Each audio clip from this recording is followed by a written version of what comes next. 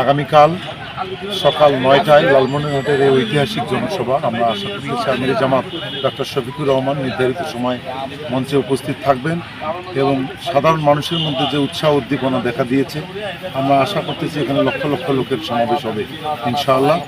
লালমনিরহাট শহর কালকে মানুষের শহরে পরিণত হবে এবং আমির জামাত লালমনিরহাট জেলার যে প্রাণের দাবি আমাদের তিস্তা মহাপরিকল্পনা বাস্তবায়ন দ্রুত এবং যারা ক্ষতিগ্রস্ত তাদের পুনর্বাসন। লালমনিরহাট একটি রাস্তা আপনারা সকলে অবগত রয়েছেন, লালমনিরহাট টু বুড়িমারি এই রাস্তাটি 4 লেন, বিমানবন্দর মগলাট স্থলবন্দর সহ যাবতীয় দাবি দাবা তিনি আমাদের এই মঞ্চ থেকে তুলে ধরবেন মর্মে আমরা বিশ্বাস করি। কেমন প্রস্তুতি হয়েছে?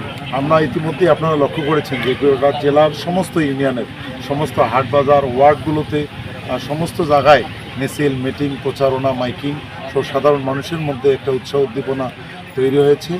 আমরা আশা করতেছি যে সর্বস্তরের জনসাধারণ হিন্দু মুসলিম বৌদ্ধ খ্রিস্টান সর্বদলের লোকজন এই প্রোগ্রামে উপস্থিত থাকবে বলে আমরা বিশ্বাস করি।